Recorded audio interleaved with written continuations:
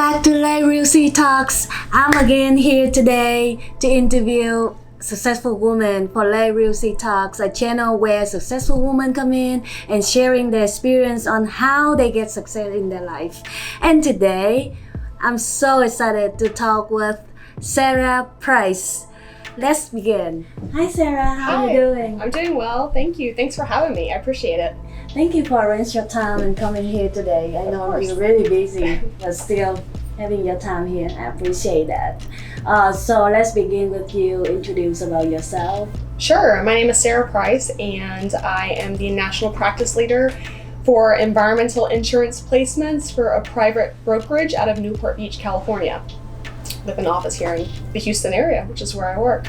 So a little bit about my background. Do you want to hear about my background? Oh yeah, sure. I am a degree geologist, environmental scientist with a master's in accounting, and believe it or not, I worked on land-based drill rigs out in the field doing drilling with the roughnecks and the drillers for about the first 5 years of my career, working for 2 different environmental consultant firms, and then I transitioned into more the business world, and I became an insurance underwriter for environmental liability placements, and now I've been on the broker side for about the past 7 years of my career, again with a focus on environmental. Well, 7 years in your career. Yeah, I mean, probably a 20-year career, so I guess I'm dating myself, but always with a focus on environmental energy, oil and gas. So it's almost 10 years. Almost 10 years. Yeah, on the broker side, correct, yes. Yeah, so you should join to the 10-year club. Yeah, I've been talking with many people, and they all talking to me like, I have 10 years experience on that and on this in their career, and I'm so surprised. Like, how can you do that? Yes, yeah, you have to love what you do, definitely, right? To have that longevity in the field, for sure. Right, and learning a lot. Yes. So, how do you describe your working style? My working style, so it used to be really cool when I worked on drill rigs. Everyone was really interested, and now when I say I sell insurance, again, I work in a very small niche of insurance, environmental placements, and so environmental is ever changing. It's not like property or auto, which is very set and standard. So my working style is, I have to be adaptive. I always have different clients with different exposures. I have to learn a lot. A lot of what I do is based on federal and state and local environmental regulations. So I'm always learning about the regulations that are out there and how they apply to my clients. I'm very type A, probably too much, my husband would say. My work is my passion. It's everything, and when I meet my clients and when I work with the people within my organization, they feel that, I want to do a really great job. I always want to put my best foot forward, whether it's how I present myself or when it comes to my knowledge base. Right. It's look like you working in the job that most of the men will work in that field, not a woman. Yes. When you and I talked about doing this interview, I kind of thought back about my career and when it started in school. I went to school and I majored in geology, and thinking back, when I graduated, there was only 3 girls in my graduating class. That's it. There was no female professors in my field at my college, and then when I got into environmental consultant, I was out in the field all over the U.S., working at contaminated locations. There was never another female in the field with me. Never. I was always the female, and coming in as a young 20-something-year-old as a geologist, and when you're working in the field with these drillers who've been doing it for 20, 30, 40 years, it's very hard, to be assertive and to make your name. And now that I've transitioned into the insurance side, I do see more women, but it's still a predominantly male-dominated field. Too often I go into meetings or I go to dinners with clients, and maybe there's 10 of us and I am the only female there, So throughout my career, it's been a lot of males, but I would also have to say like a lot of supportive males too. Being a woman in a industry where there's a lot of men is not always a negative thing. You definitely have men that are uplifting and kind of want to move women up in the organization, which is great. So just like you saying that most men dominate in the field, in the industry that you're working in. So what was the obstacle that you see if you are the woman that working with all men there?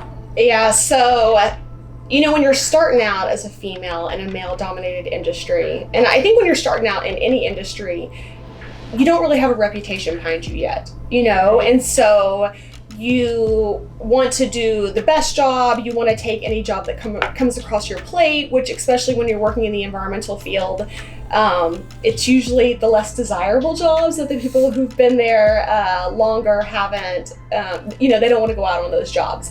And so when you're working in that field, you are a little bit timid and shy at first. As you gain your knowledge base, you become more confident and more assertive. Right. And, I still think there's this negative connotation sometimes with a woman being assertive versus a man being assertive, And so I think it's about the way that you sell yourself and you present yourself within your company that they come to realize that you're a strong and powerful and career-driven woman and not, some negative title that is associated with you because you are aggressive in your industry.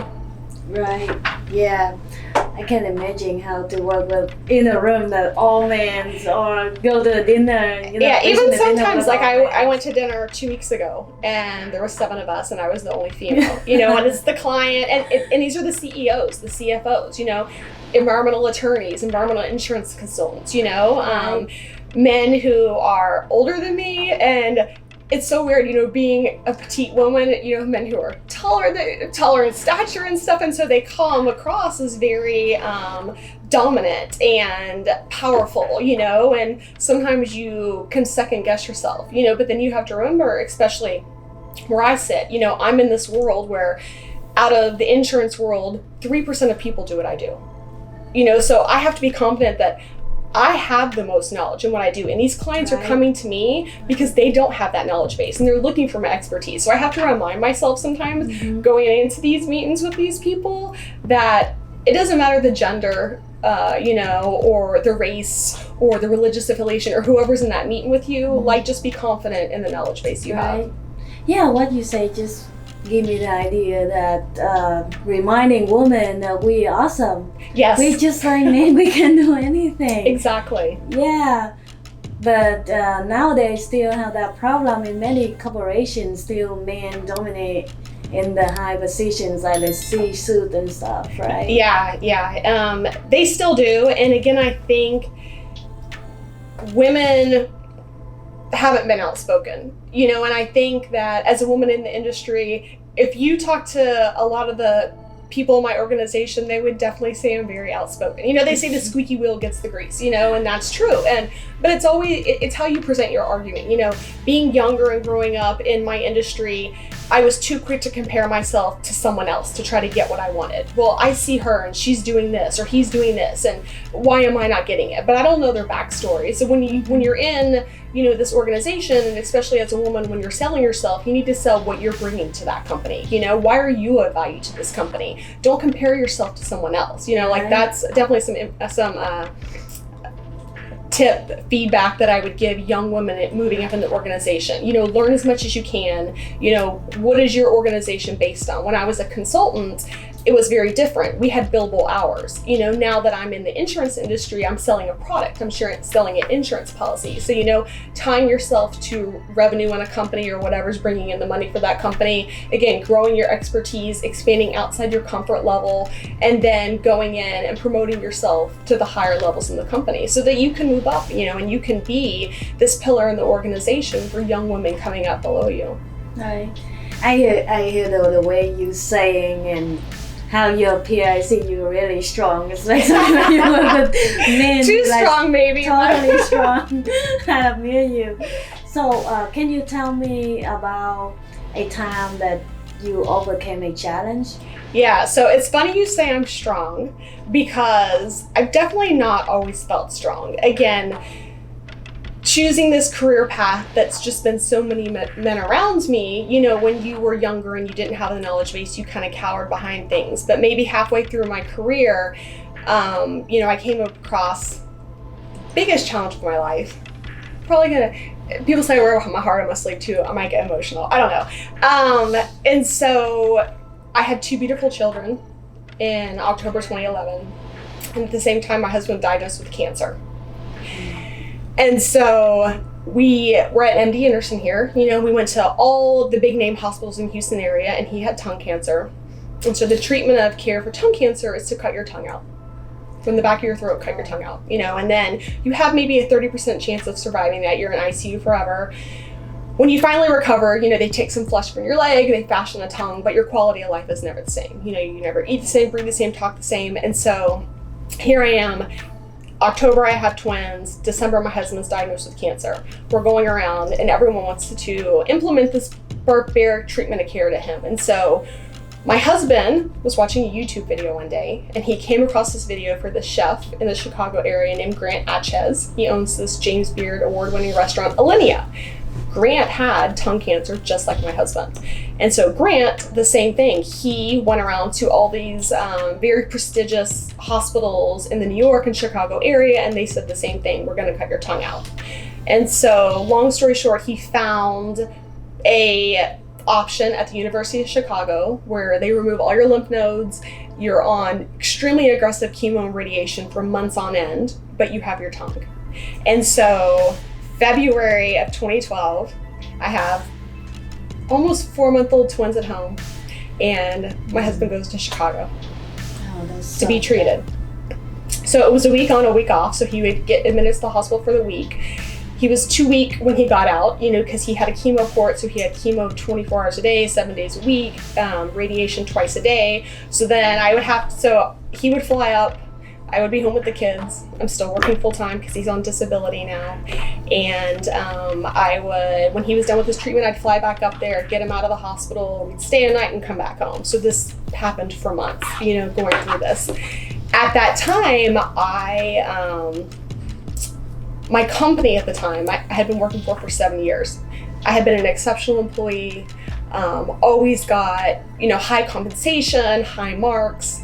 And I was taking FMLA, which is protected leave, and my company kind of turned on me. And the crazy thing is out of all my career, that's the company where I had a female boss. And they made it very difficult for me, you know, very challenging to stay in the job with taking care of the kids, flying back and forth to Chicago, you know, being with my husband, still traveling for my company, still working for my company. And, you know, we made it through. But I promised myself that if I ever came across that situation, I wasn't going to treat someone else that way, you know. And so definitely, I think that people are brought into your life for a reason. And so a few years ago, you know, I was the boss, and I had a girl come and work for me, and her brother was diagnosed with terminal cancer. But I was fortunate, you know, like, you learn from challenges to your life. And so I told her, be with your brother, the work will be here, the rest of the team will take it over, like, let us know what you need.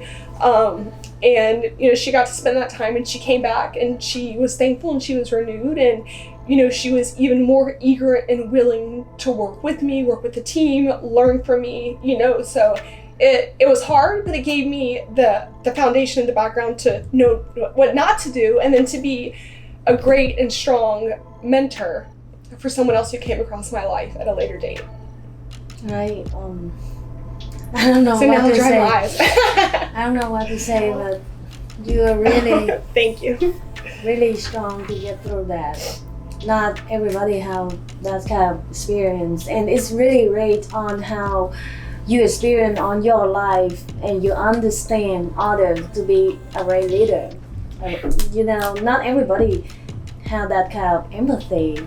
Right. If they don't pass through things that you pass through. And it's really lucky that your husband can find the one that helped him with the cancer. Yeah, he'll be 9 years in remission this year. Right. And he has his tongue, you know, and when I went through that challenge at my prior employer, it forced me to find another job, you know. And again, I feel like everything happens for a reason. I found another job that then advanced my skill set, gave me opportunities. And again, like, without that challenge and taking that next job, which led me to this job, I truly believe I wouldn't be where I am today. you know? Right. So I guess it is kind of cliche to say everything happens for a reason, but it does, you know, and we all try to learn from the really great things that happen in our life, but you can also learn from the challenges in your life, you know, and I think that that's what that situation taught me too. Like, it was really tough going through it, you know, but I was able to come out a better person on the other side. Right. The challenge give you the strength to be a better of yourself. Yes. So if you're strong enough, you're not gonna fall down. You're gonna stand up. You're gonna move up stronger. And that was really the turning point for me. You know, you comment that I seem strong and confident. Before then, I really wasn't. You know, but when my company put me in that challenging position, you know, I was a wife, I was a mother, I was an employee. It made me angry, you know, and it made me want to fight for everything that I knew was right and just, you know, because what they were doing to me was very wrong, you know, and so it really empowered me to, again, stand up for myself and to be my own advocate, you know, and that's definitely taken me to this point. And, you know, I look back and now you only get one moment in time. I can't be afraid to ask for something, you know, and if I ever ask for something and someone says no, my next question is, okay, well, what do I have to do to get it? You know, like if you think I'm not there now, that's fine. How do I have to improve myself or do more for the company to get there, you know? So again, as a woman in the industry and as a woman in a male-dominated industry, you have to find your voice, you know, and you have to not be afraid to ask. Right. And even I see a lot of women that having kids and they just give up their career because of having kids. What do you think about that? I always wanted to have a career, but I always wanted to have children too, you know. I'm fortunate, many years ago when I grew up, I came from a family of 5 kids, and while raising 5 kids, my mother got her bachelor's and master's degree in education, pregnant through several of that, you know, much of that time. And then when my little sister turned 5, she became a school teacher, you know, so she was really a great role model to me to show me that you can have a career and you can still have a family. And so where I am in my career now, you know, pre-pandemic, I traveled quite a bit, you know, probably 50 to 70% of the time. And so, you know, my kids are definitely more aware. You know, I have 9-year-old twins, and so they know when you're not there, you know, and I have a son and a daughter, and especially to my daughter, you know, who is just very close to her mother. It can be hard and it can be challenging, but you know, it's all about balance. And, you know, when I'm with my children, whether we're reading a book at night or we're out to dinner, I'm at a baseball game or a gymnastics event, the phones are away. Like, my focus is 100% on them because I know I can't give them 100% of my time, but the time I can give them, it's quality time and it's focused time, you know, and sometimes that goes a lot farther, you know, than being present around them all day. And so, you know, we're both working moms. You know, I tried to, again, pre-pandemic, I was always a homeroom mom in one of their classes. They're twins, they're in different classes, so I'd have to switch every year. You know, if there's volunteer efforts at the school, I try to go, you know, when the schools have different events where the parents can come in and be a part of the classroom. Again, my kids still think I'm cool. They still want to be around me. In a few years, they're going to be teenagers. They're going to be like, Mom, please don't come to this event, you know? So I have flexibility in my job. You know, my company is really great about women and the work-life balance. And so I can pretty much make my own schedule. So even when I was traveling, if I knew my children had an event coming up, I just wouldn't be gone during that time. You know, I made it a point to be in town for that so that they knew I was there for them, you know? But I like working too, you know, having a young daughter. I want her to know that you can have a passion in life, you know, and maybe that passion's just volunteering, or maybe that passion is a true career, but you can be a mother, you know, and then you can also have other goals in life that you want to pursue. Right. That's really good advice, yeah. Because that comes from a mom that went through so many things. And she did it. Yes. Yeah. Another day I heard a mom, you know, talk to me about, you know, my neighborhood and stuff. And then she's saying that it's better giving your kid 1 hour a day than full time for them instead of staying with them all day, but you don't even give them any attention. Right. So even working mom and give them just 1 hour a day is enough. Not too much, but still, if you give them the full time, exactly, and the care, and showing them that you're doing the good job, and they will learn from you. That's how they grow up. Yes. Yeah. I mean, both my kids know that mommy works. You know, they have a very good understanding. You know, thank God for phones and iPads and all that kind of stuff. Because even when I'm on the road, you know, sometimes I'll bring a book with me and I'll read to them from the hotel room. You know, we're on FaceTime together. So definitely it's challenging, but you can make it work. And again, it's about that time. Even though we're not there and we can't touch each other, still we can see each other. You know, they can hear my voice, I can hear theirs. You know, I always make it a point to ask them about their day. You know, I'm usually the one that drops off. Right now my husband picks up, but I call them when they're in the car and I ask them how was their day, how were their classes, you know, what was their favorite thing, which is always lunch, you know, and they tell me what they ate for the day. But again, just being present and letting your child know that they're important, what's happening with them is important and interesting and you care.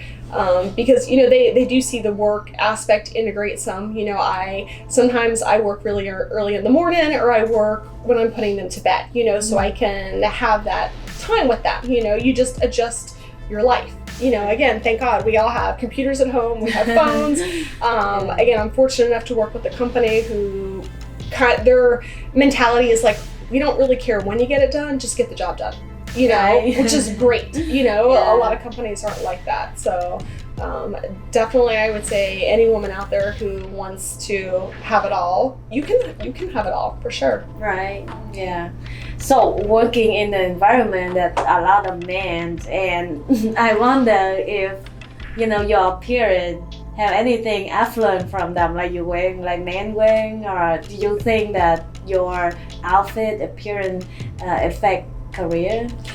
I think so, you know, in multiple ways. People always say, dress for the job you want, you know, and definitely what I wear gives me confidence. And, you know, I guess it depends what situation I'm in. Sometimes I'm going to New York and I'm sitting in boardrooms and I'm in front of clients all in dark suits and all polished, you know, and so I understand my audience at that time. And so, you know, I want to wear a polished skirt, you know, a nice top, heels. And then other times, just because of what I do, I'm going out to a manufacturing facility to really see what my client's doing, you know, boots on the ground. But still, even when I go there, you know, I want to wear trousers that fit well, you know, that looked polished, a nice blazer, a nice jacket, you know, and I feel like not only for me to feel confident, but I feel like the way I present to myself to my client shows them I care about them and their business. It's kind of a sign of respect to them too. You know, even if I'm going to a plant where I know everyone's wearing steel-toed boots and jeans, I'm still not going to wear that. You know, I want to, again, show them that I respect their business, you know, and definitely the clothes I wear, I mean, maybe they are kind of like a superhero outfit. I feel like they do empower women, you know, they do make me feel confident. You know, I want something that fits well. I'm petite, you know, like I want something form-fitting, I want something modest, but I want something trendy too, you know, like I want to be on point with the trend. I want them to know, again, not only am I knowledgeable, but I'm polished and well-spoken. Like the outfit is part of the bigger package, you know, and it's so important, you know, before you even open your mouth, it's the first thing they see. Right. You know, how are you present yourself to them? You know, right. You walk off the elevator. Yeah. Yes. Yeah. Yeah. So yeah, definitely the clothing gives me confidence for sure. For impression. Yes. So, as you are successful today and went through all the stories, like long story in your life, what would you give the advice to a young woman who just started to work? So I would say, you know, when I started out in my career, again, I feel like it was very different. Kids these days, not everyone wants to do the hard work or the grunt work. You know, I mean, my first job ever, when I turned 16, my father said, go find a job for the summer and don't come home till you have one. When you're 16 and you have no career history, no work history, it's really hard. So I went out, I drove all around. I remember coming home that night and I was so excited. I'm like, Daddy, I am the new drive-thru girl at Jack in the Box. You know, like, take what comes your way. Don't say no to an opportunity because you think it's below you or it's not good enough. You know, like, that's how you learn. You learn from the really hard, tough, and challenging work that, again, the people who are more senior to you in the company, they don't want to do. Use your resources in the company. You know, I got a bachelor's in geology and environmental science, and then my company's paid for my master's in accounting. You know, I educated myself on their dime. You know, what better way to do it? Always develop relationships. You know, don't turn anyone away, again, because you think that they're in a lesser position than you. I used to work with drillers who had been drilling for 30 years. You know, they taught me so much about drilling and setting wells and all that kind of stuff. And to someone else just coming and looking at them, you know, they're a dirty guy with holes in their jeans, you know, and mud all over their shirt, but they were a wealth of knowledge, you know. So don't ever look past someone just because the way they appear to you, and definitely build up your knowledge level and your skill level, and then have the confidence to promote yourself and be your own advocate. You know, the saying is everyone's replaceable. And I do agree with that, but I don't think everyone's as easy to replace. Make yourself invaluable to your employer. You know, make it so they can't live without you. Make it so when you go in and you ask for that promotion or that raise, that you have all the things you've done for the company. Again, not comparing yourself to someone else. And it's really hard for a company to say no when you show them the value you bring to that company. Right. Yeah, but if you just sit on that knowledge, and again, you're not your own advocate and you don't sell yourself, you know, it's not very often that a company comes through and says, hey, we're just going to give you this, you know. If you kind of just sit there, they'll let you just sit there, you know. Right. So you have to promote yourself, right. for Be sure. more active. Yeah, right. Yeah. And align yourself with other women, you know, in your industry. I belong to different women-affiliated insurance organizations, and again, it's a good way to build up women. You know, it's unfortunate the pandemic, people get laid off, but you have connections, and then so you can help other women who maybe have gotten laid off or just looking for a new career path. You know, meet other people, find a new career path, you know, be positive and uplifting. And I think that women sometimes, because there are so few women at the top, that even more so than men, sometimes we hoard the knowledge. Sometimes we don't want to help someone else get ahead because we're fearful that they might take our job, you know. But if you're always learning and you're always moving forward in your career, that person who has less time in the industry, less skill level, it's going to be really hard. I mean, both of y'all should be moving up consistently, you know. So be helpful, you know, to the women who are under you and who are moving up in the industry. Yeah, that's really great advice. I know that a lot of women not, you know, encourage each other to move up, but Yes. doing backwards. So yeah, we women, we should support each other. Exactly, And yeah. especially, I really love the point that you say, take the opportunity comes. Yeah, because a lot of young people nowadays, they thought that they have so much knowledge after just walk out of school. Right, And yeah. they want high salary, they want, you know, high position, but they don't know that, they don't even know how to use a copy machine. Yeah. You go to college to learn, God, such the basic foundation Right, of what you're going to specialize in. right. You know, and you're right. A lot of kids, they come out of college and they have a bachelor's or a master's, you know, and they come from prestigious universities, and they think that that should be their ticket into walking into a six-figure salary with a lot of perks, you know, but that's really not what gets you advanced in your career. Again, it's doing those tough jobs that nobody wanted, you know, continually learning in your career, Right. branching out to other, you know, my focus is environmental, but I work with contractors, I do energy, oil and gas, you know, I do other aspects that are related to environmental to make myself more rounded and more valuable to my company. So just know that if you put in the hard work and the dedication, it's going to come. Right, right. I really agree with that. And thank you very much for your time today. Yeah, of course. That It was so sharing nice to your be here. story is really awesome. That talking to you. Thank you so Yeah. much. Thanks for having me. Yeah, thank you for sharing your story. Thank you for watching Reussi Talks. We hope our story today give you some of the ideas of your maybe the struggle that you are having in your life, and you can get inspired from Sarah to know, how hard she went through, and you can do it too. So get back for more video, and we see you next time.